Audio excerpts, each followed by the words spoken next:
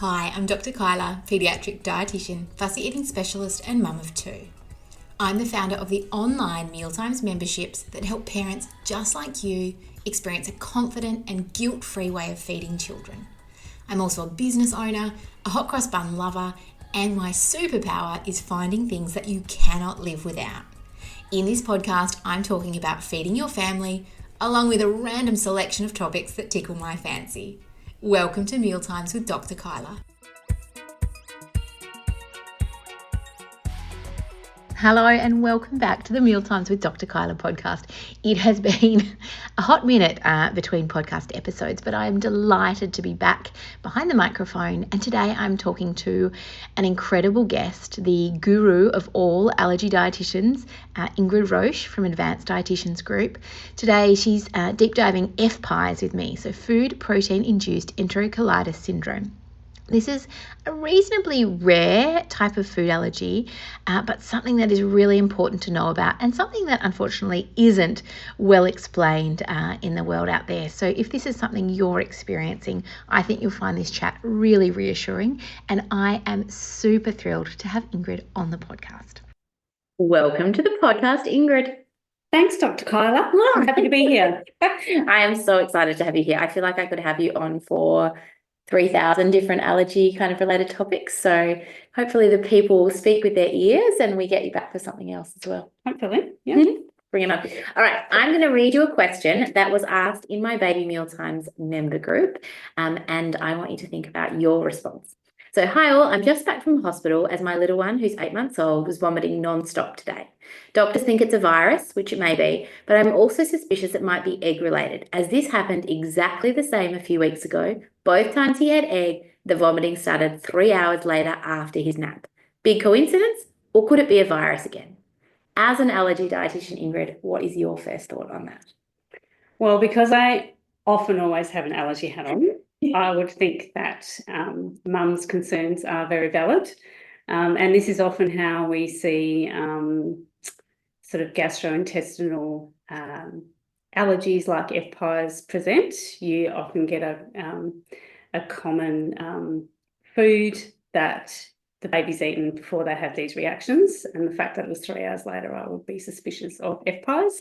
I'd also be asking whether the baby had a temperature and whether they perked up after those vomiting episodes. Okay, so delve a bit more into those. Tell us about FPIES. What is it? What does it mean? Okay, so FPIES is a type of gastrointestinal allergy. So it falls in the realm of a non-IgE mediated allergy. So non-IgE mediated allergies are usually gut allergies, and it means that the body isn't producing what we call IgE antibodies to a particular food protein. So you don't get things like hives, rashes, difficulty breathing with a non-IgE mediated allergy. You usually get vomiting, diarrhea, and often like growth problems. So FPIES is a really weird allergy because it's quite delayed, the symptoms. So a baby or a child will eat a food, and then somewhere between 1 to 4 hours later, they'll start this profuse vomiting. So lots and lots of vomiting. It can often be projectile. Baby might become pale and floppy because they've lost a lot of fluid, and it often results in a hospital visit. Yeah. It sounds very scary. It sounds very scary, and it also sounds pretty confusing for most parents, because if your baby vomits, and you know the chances are that babies vomit reasonably regularly. There are some babies who vomit a lot, some who don't. How can people tell, like, what kind of vomiting are we talking about? Like non-stop for a period of time? Yeah, so there's different levels of severity, I suppose. So our classic FPIES that we kind of call FPIES in Australia, I suppose, is the really sort of violent vomiting that happens somewhere between 1 and 4 hours after eating a food. For it to be diagnosed as FPIES, it has to be repeated with the same food. So you have to be able to reproduce it. And so that's often what we see. Babies will have been admitted to hospital, to the ED department a few times. and get sent home with a virus diagnosis, and then they'll go back, and it's not until the parent says, well, actually, it's happened every time they've eaten rice or egg or whatever. Yeah. And then they go, oh, maybe it's FPIES. So we often find that it's the parents that have actually figured out what it is. Yeah, because you have to hit the right person in the ED. Yeah, and it's so tricky because vomiting, it can be such a symptom of all sorts of things. So essentially, if you have a baby who eats something new and they vomit, once a bit later on in the day, the chances are that it's FPIES is quite unlikely. Quite unlikely. So it is, well, it's not considered rare anymore, but it is about 1 in 7,000 babies in Australia. So that's like somewhere between 0.1 and 0.7% worldwide. So it's not common. It's more likely to be either a random vomit or gastro. Yep. But if it happens repeatedly, usually it will happen within, a period of a few weeks, because you're trying to introduce this new food to your baby and you're trying to give regular exposure, because we like to, give our babies foods regularly to make sure they tolerate it. But it often happens with the same food. And one of the other weird things about FPIES is that it often happens at exactly the same time. Right. So to the minute, kind of. Almost, yeah. Wow. So it'd be like, for some babies, it'll be 1 hour later. Every time it's 1 hour later, or every time it's 2.5 hours later, or it's 3 hours later. Like, I've always found that quite strange. Yeah. Okay. Yeah. What a good clue. It's almost like timed. Yeah. Interesting. I think something we didn't actually do is define FPIES. What does it stand for? So it's food protein-induced enterocolitis syndrome. No which wonder. Basically means that it's a food protein that's causing the problem, or you can just think of it as a food. And then enterocolitis means that it is the part of the intestine that is reacting to this food, and it's different immune cells to a classic kind of allergy that are being stimulated to cause all of these symptoms. And so it's not just vomiting. So you generally need a couple of criteria to be diagnosed with FPIES. So usually it'll be presentation to an emergency department. You'll have the profuse vomiting. Sometimes you'll have, like, the baby will go quite lethargic. You might have a drop in temperature. So that's one of the other things. Like with gastro, you might often have an increase in temperature and the baby might be unwell for a few days. With FPIES, they tend to pick up really, really quickly. It might be followed by diarrhea, like the next day, but that isn't always the case. Sometimes they just vomit and then they're totally fine a few hours later, which is why it's, parents find it quite weird and confusing. Yes, yeah. So confronting. Yeah. Is there a child who's more likely to develop FPIES in their life? Yeah, so there is often a family history of some sort of allergy in the family. In a couple of studies, they've shown that about 7% of the kids had a brother or sister with FPIES, but it's often the first time an allergy is even shown up in the baby, just like other allergies. Yeah, just unlucky sometimes. Yeah, just unlucky, yeah. Are there more common triggers for FPIES, and can you have FPIES to anything? You can have FPIES to any food, just like other allergies. So in Australia, our most common trigger is rice, which is the other reason why it can take a while to figure out what's going on, because, rice is often considered one of the least allergenic foods. But in FPIES, in Australia, it's the most common. So it's about, I wrote it down, it's 45%. Right. Yes. So these are figures from a few years ago, but 45% of FPIES reactions in Australia were to rice, and then about a third to cow's milk. And then our other triggers are egg, oats, chicken, fish, and soy. Yeah. But there are, children who react to grains and fruits and vegetables. Oof. If you have a child who has had an FPIES reaction, are they likely to have that to other foods as well? So again, Australian figures. So in children who have FPIES, about 70% only have one food trigger. Right. So I think the important things about FPIES is to remember, if your baby's vomiting, it's probably gastro or random vomit. If it's repeated vomiting after the same food, it could be FPIES. Most children with FPIES have one food trigger. So if you Google or go on Facebook about FPIES, there will be lots of posts or information about children with the most severe form of FPIES, which is lots and lots of foods and not being able to introduce much at all. But just remember that most children that we see have one food trigger. It's often rice because that's often the first thing that we introduce to children. We don't have as high, so worldwide the most common trigger is cow's milk. I think in Australia perhaps that's not our most common trigger because we have higher rates of breastfeeding than other countries initially, and so often it manifests as, often the trigger is rice the first time. In saying that, about 30% of children do have multiple food triggers, but that's not to say you shouldn't go ahead and introduce other foods once your baby has had FPIES to one food. Yeah, and I guess that's something to talk about in a little bit, because I think that is the big fear for families. It's like, I've had this horrific experience where I've had to rush this child off to hospital. What is the treatment like when they get to hospital? What happens? So when they get to hospital, they just try and rehydrate them like you would for gastro. Yeah. If the baby or child if your child's lost a lot of fluid, then the scary bit is trying to get a cannula in and trying to get them rehydrated. And if you can't give oral fluids because they're still vomiting, that can be a bit scary. Sometimes they'll give ondansetron, which is the anti-nausea or anti-vomiting drug. And that, once you're diagnosed and you've seen a specialist, then that's one of the things that you might be given at home to help manage any accidental exposures or any FPIES reactions to new foods that you might be introducing. And you can give that to like small children in a wafer format to reduce the amount of vomiting that happens. Yeah. But really it's just rehydration, adrenal auto injectors, and so EpiPens or EpiPens don't work at all. Sometimes if it's a really severe reaction, you might be given some steroids. Yeah. Okay. But it is scary. It'll usually resolve within an hour or two. Yep. So some babies, it'll just be within half an hour, and then they'll kind of be okay. For some babies, it will go on for an hour or two. It's really variable.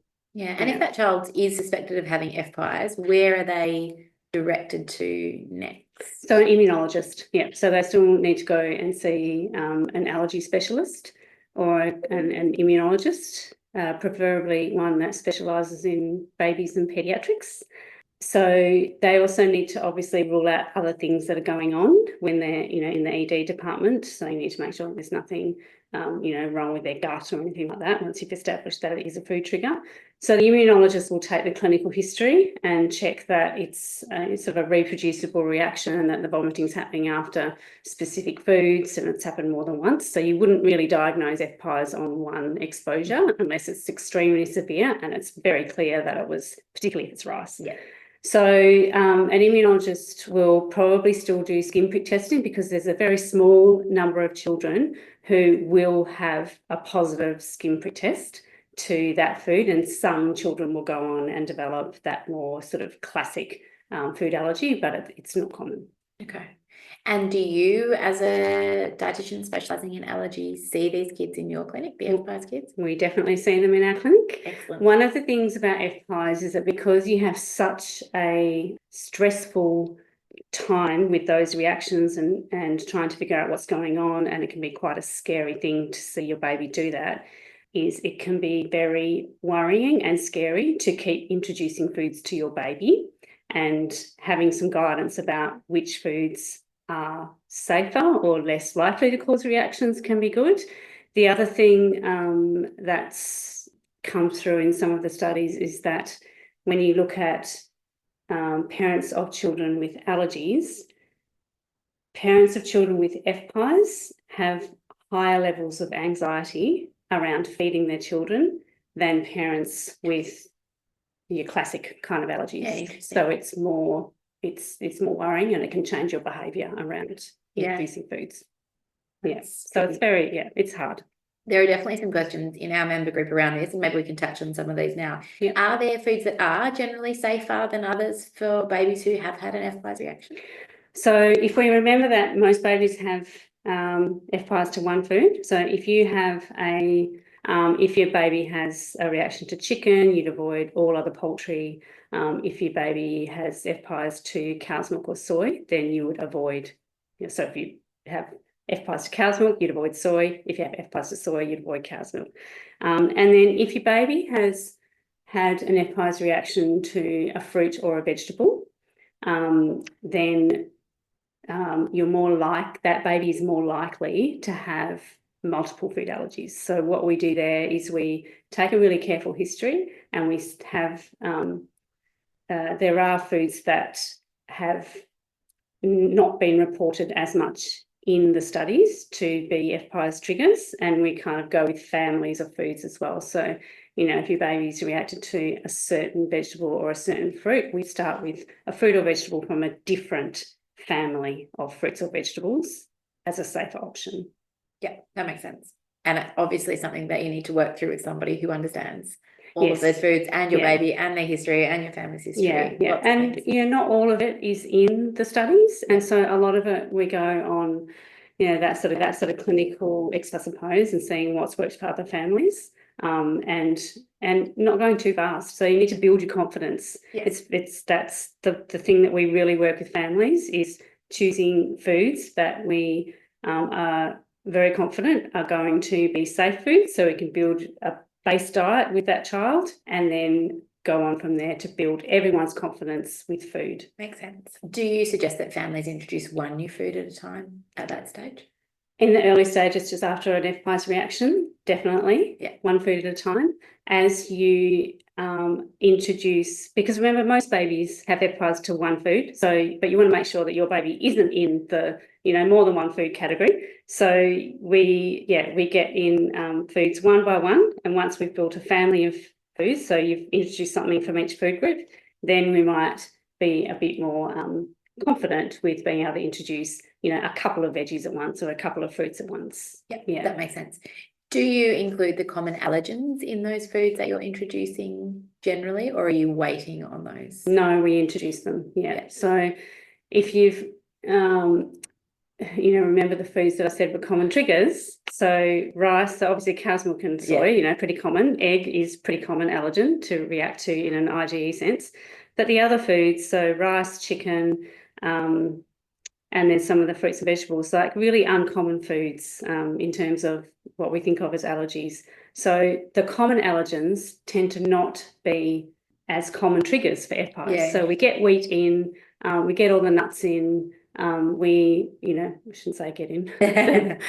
we introduce we introduce the tree nuts and peanut and wheat and all that, and fish and seafood. So we can't go with whatever is the family's common food. We try and get those foods in first, so everyone can eat together. Yeah, makes sense. What about for mums who are still breastfeeding? Do they need to avoid FPIES triggers if a baby has had a reaction before? So no. Yeah, interesting. Yes. So FPIES so if you think of our other non-IgE mediators, so all of our other gut allergies in babies, most of that will come through the breast milk, and one of our, first line ways of managing it is to help mum exclude those foods from her diet so it doesn't come through the breast milk. But FPIES is not triggered by foods coming through the breast milk. So, so mum can keep eating a normal diet.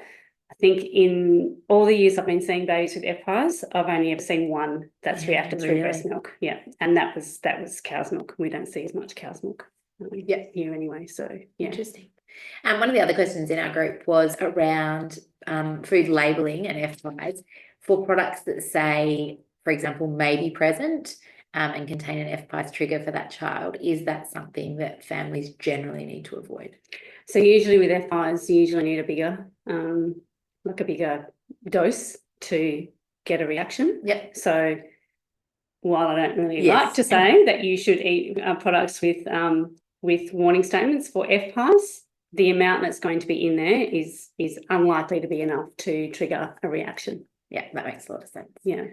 And thinking long term, is this for FPIES, is it a forever thing for kids? Is there a way to test if it has resolved? So FPIES, most kids grow out of it by the age of 3. So it's generally an oral food challenge, which basically means the allergist will book the child into the hospital for a food challenge, which means that the nurses will feed the child whatever the food trigger was and see if they vomit. So that usually happens around age 2 or 3. There are some studies at the moment looking at whether a home protocol for reintroducing foods for FPIES is safe. But remember, these are kids that have profuse vomiting as a reaction, and so we really need to be really careful about whether that's appropriate or not. Yeah. So the allergist will generally sort of book in the challenge around 2 years of age. Yeah. 2 to I 3. think as a parent, there is nothing I would prefer to do less than have it at home. Yeah. Like I want somebody on standby at all times. Yeah. That makes a lot of sense.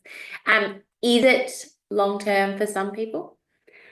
Some, I think over 90% will grow out of FPIES by the age of 5. There are some children who don't. There is also adult FPIES that happens. So you can get adult onset FPIES, which can happen later in life, and that's usually to seafood. Yeah. Interesting. Yeah, but meats as well. So yeah. Yeah, right. Yes, so that it's not well documented, but it's becoming more recognised. Is there something that precedes that usually? Not that we know. Not that we know of, no. I mean, sometimes it's you might have had a virus or something like that. Yeah, that's sort of triggered, a different immune response. Yeah. Wow. Yeah. I mean, I think I know a reasonable amount about FPIES, but even hearing you speak about this in detail, like there is just a lot of it doesn't even make logical sense, right? It's so confusing to follow, especially as a parent who maybe is experiencing this without any history of allergy or without any understanding of kind of what's going on in that situation. Yeah. Is there anything else that you think is helpful for parents to know? Is there anything they could, ask for if they're worried about this, having happened to their child? Yeah, I mean, I think the FPIES is becoming, there's still a delay in the diagnosis because really you have to have the reaction happen 2 or 3 times before you put 2 and 2 together. But if you notice that, and if you're having to take your baby to ED or they're having these profuse vomiting episodes after eating the same food, then be wary that it could be FPIES and go and see your GP. Sometimes you need to take the information to the GP. So ASCII has got some good, like a good FAQ, a good frequently asked question sheet about FPIES. So you can kind of have a look and see if you think that might fit. Sometimes we'll send the child off when we'll get a baby in who's got problems with particular foods, vomits all the time. Parent might think they've got some sort of intolerance or allergy. They'll come, we'll send them off to an allergist for a diagnosis, but it's that history taking that's really important. I think the other thing that is something to be aware of is we see a lot more feeding difficulties in babies with FPIES because it's a really negative experience for the baby to eat a food and have this horrible reaction. And if that happens a few times before they get a diagnosis and can avoid their trigger food, they might not actually like to eat. Yeah, so it'll put them off. It can delay their feeding development. And so helping the babies work through that is one of the roles that we have in our clinic. The other thing that we really try and do is prevent feeding difficulties or prevent delaying that introduction of a variety of foods by working really closely with the parents and helping them through those really worrying times of getting those first few foods in before you can be confident that your baby is going to tolerate some foods, particularly when you have more than one food trigger. So that is the really tricky bit. So we can help with a bit of guidance there. Yeah. That makes a lot of sense. And I can imagine for those families, their confidence is shot after that experience. They're, really traumatized by that. Yeah, and trying to relax around your baby and not be like waiting. It's obviously, and remember, it's not going to be an immediate reaction. And so it's really not, when you're waiting around for later in the day for it to happen. So for if you've got a baby with FPIES, when you're introducing a new food, we'll recommend you do it in the morning so that when you put the baby down, you're around. You're not putting your baby to sleep. If you have a baby that sleeps at night, you're not putting your baby to sleep and then letting them sleep through the night without being aware that they're vomiting. So you can check on them once you've given them a new food, and if they start vomiting when it's sleeping, you're around. You can deal with it really quickly. Yes, and you know exactly just to take them straight to exactly. Yeah. Where can people find you if they have a child with FPIES or any, paediatric allergy concerns? How can people find you and where can they see you? Right, so they can look up our clinic. They can just Google us or look for us on Facebook. So it's Advanced Dietitians Group, and we're in Leederville in Perth. So you can give us a call. We can do telehealth. We prefer to see people in the rooms face to face for at least their first appointment, because then we can make sure your baby's growing properly, really get a good feel for how how you're feeling about things, and explaining the what FPIES is and what possible food triggers are, and give you a really detailed plan about exactly what to feed your baby, how much to feed your baby, when to feed your baby, and what your sort of next food plan is going to be. Yeah. Love it. Thank you so much for being here. I feel Thanks, like I Carla. have heard a lot. I have learned a lot. So I'm guessing that has been really useful for families too. I hope so. I will link to all of Ingrid's details and the frequently asked questions sheet that she referenced in the chat. And I would love to hear what you thought of today's episode. Thanks, guys. Thanks, Carla.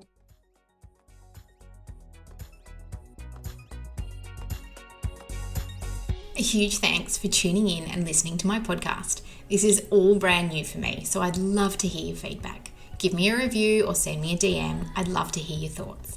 And above all, I'd really love you to hit that subscribe button to keep listening. Thanks.